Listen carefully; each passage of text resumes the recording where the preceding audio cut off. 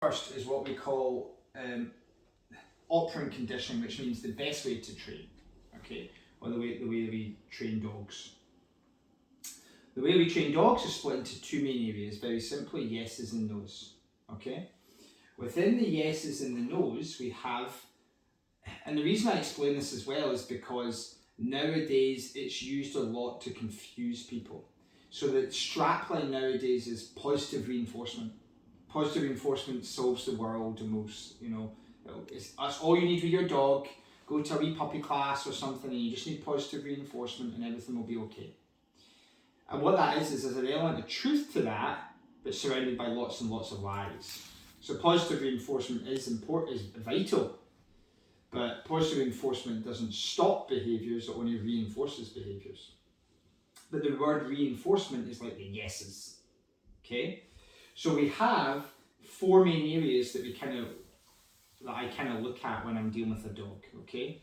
So one side of the coin is called, I'm just going to call it the yeses or the reinforcements, okay? The other side of the coin is called the nos or the punishments. So remember I was describing, like I'm driving here, but I'm maybe going late.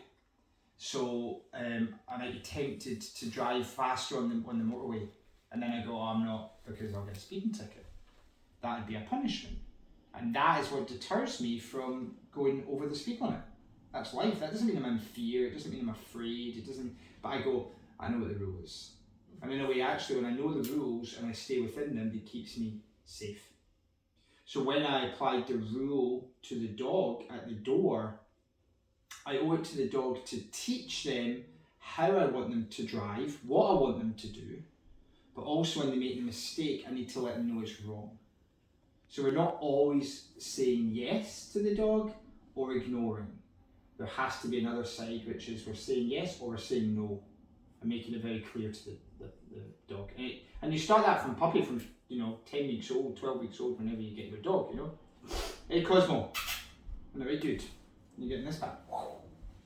So, within the yeses and the nos, we have nowadays the big strapline, positive and negative, which we said earlier. It's about adding and taking away. Positive means like maths. I'm adding something to the equation.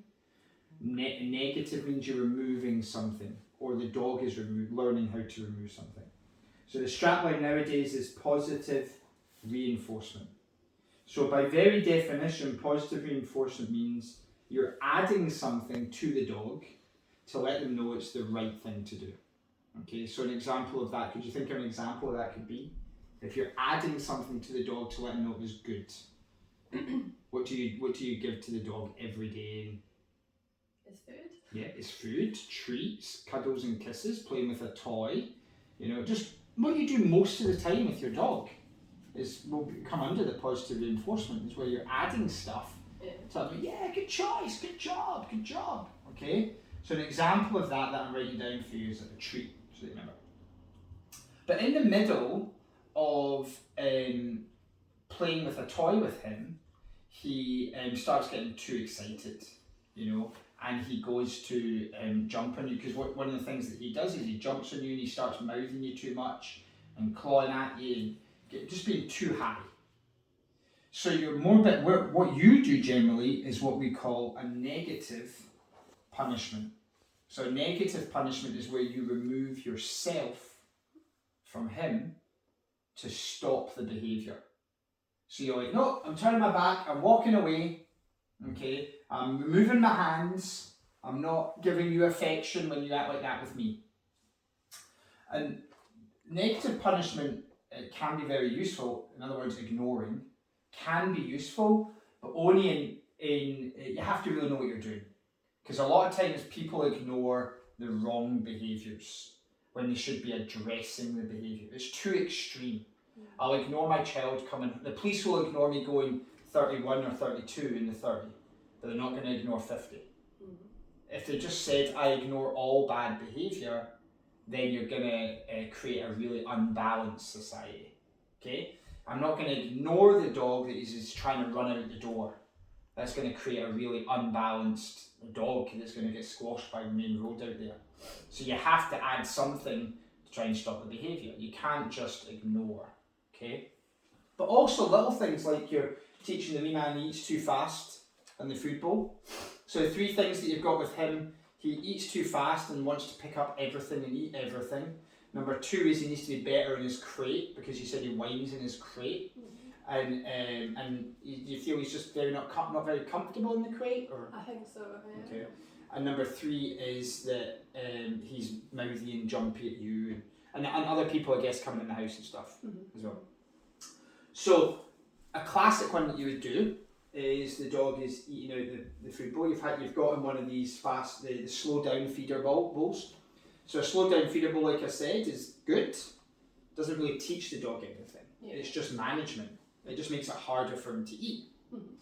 But one of the things that you can even do along with a slow feeder bowl or with a normal bowl, and maybe you've tried, is when you give the dog his food, maybe add a wee bit of structure, maybe tell him to sit and wait or whatever, and he's like, "Let's give me the food, and he's totally wound up because he loves his food. But then he goes and he's eating it too fast. So you maybe remove the bowl. Too quick, too fast. And then you give it back to him when he slows down, and then you pick up. Have you ever tried that before? Yeah? Right? Yeah.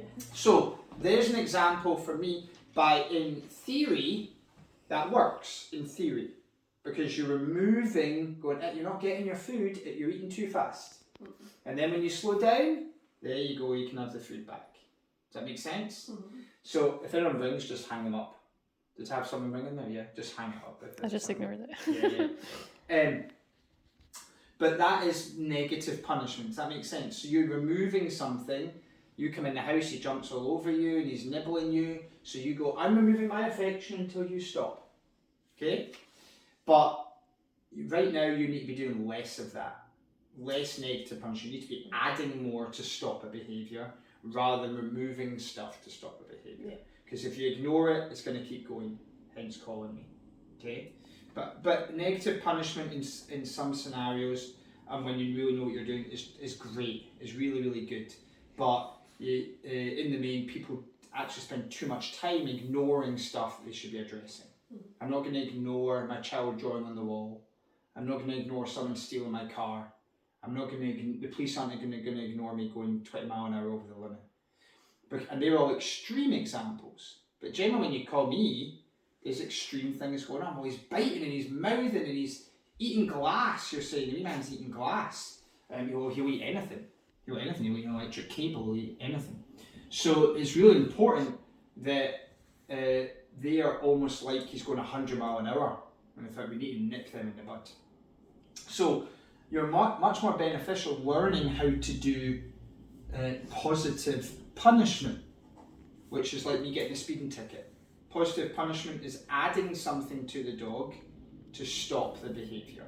Does that make sense? So when I gave that wee poke, when he came running to the door to run out to see Louise when she came to the door, and he ran to the door, and I bent down and gave the wee touch, and he moved back, that made way more sense to him.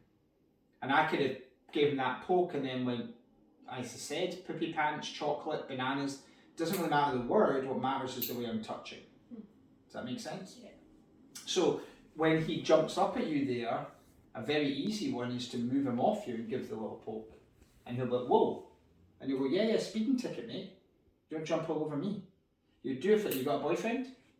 Okay? The boyfriend was trying that, you'd be like, "Get off me. You need to work to get into this space, boy." You know? Yeah. So the dog has to learn as well. Does that make sense? Because something you do know is ignoring doesn't work, it doesn't help. So actually having to correct the behaviour. Yeah. Okay? So an example of that I'll say will be like the poke. Okay? Now the last area which we'll be using quite a lot of today is called negative reinforcement. So negative reinforcement is where the dog learns to remove something to feel better, to know it's the right choice. And that's how we do a lot of training with dogs. In fact, most things that's what we do with dogs. We use negative reinforcement and positive reinforcement. So for example, you're trying to get him into the bed and teach him the bed command. Okay, you call it bed, crate, what do you call it? Just bed. Okay. Yeah. We use a lot of negative and positive reinforcement. Where people make the mistake is they use the bed but use it as punishment. You know, get in your bed, or, you know, and then the dog hates the bed and doesn't want to be in the bed. Yeah. So I'm going to show you a better way to learn the bed. But the example that I give you is there's too much sunlight coming in the window and it's annoying you. So you putting the blinds down would be removing the annoying sunlight and it makes you feel better. That's negative reinforcement. The main example I give is the seatbelt analogy. Is that what you give? You use the seatbelt analogy? So seatbelt analogy is you're driving in your car, you don't put your seatbelt on because you're faffing about before you get your belt on, just coming out of Tesco's. So then what happens, you hear this dinging in your car. The dinging in your car is designed to be a bit annoying so that you go, I want rid of that. How do I get rid of that? Put my seatbelt on. That feels better. So when we're training the dog, that's what we kind of do. So you get a wee puppy, and then you teach him little Cosmo sit. And you go, Cosmo sit, and he's like, what the heck does sit mean?